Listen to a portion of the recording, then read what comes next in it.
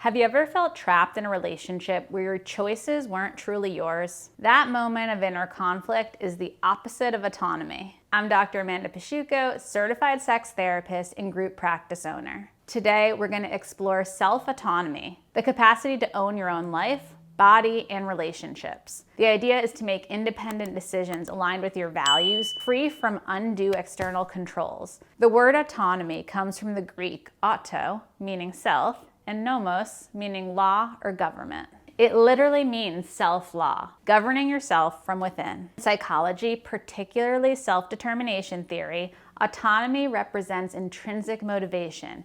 You act because the choice reflects your authentic self, not because of fear, obligation, or approval of others. There are three core components that stand out when we're talking about being autonomous. First, self-awareness. You know your desires, your limits, and your values deeply. In my therapy practice, this often surfaces sometimes as sexual expression, recognizing what truly feels good versus what you've been conditioned to accept. Second, decision-making agency. You choose your choices without coercion. So contrast this with a life where others dictate your path, like partners, parents, culture, or even your internalized shame.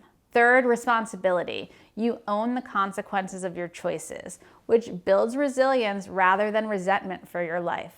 Autonomy empowers authentic connection. Clients who reclaim it report deeper, more honest intimacy because they negotiate pleasure and boundaries from strength, not just from compliance or fear. Share in the comments, how has reclaiming your autonomy changed your life or your relationships? Your stories can inspire others. Let's make this concrete. Imagine your partner suggests an intimate act that you're not enthusiastic about. An autonomous response sounds like, I appreciate you sharing that desire. Right now, it doesn't feel right for me, so I'm a no. You say it without guilt or an apology. That's autonomy.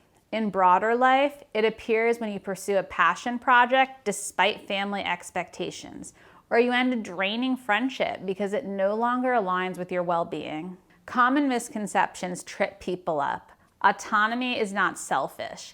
It balances self-respect and empathy. It actually fosters healthier interdependence, which is two people who create partnership by mutual choice, not obligations. Research backs this. Autonomous individuals show higher well-being, lower anxiety, and more satisfying relationships. When was the last time you made a choice purely by yourself? Please share in the comments below. The rewards are profound. Reduced people-pleasing anxiety, stronger mental health, and authentic intimacy where resentment fades, and then personal growth and creativity spark. Challenges do exist. Cultural norms, especially around things like gender, politeness, and sexuality, impact autonomy. Many people learn to prioritize others' comfort over their own truth as a survival strategy for their childhood. So how do we overcome this? We practice setting boundaries, or we go to therapy to unlearn patterns. You have to start small. Each no or honest yes rebuilds the muscle of self-autonomy. So self-autonomy, like we said, is self-governance in motion, knowing your inner world,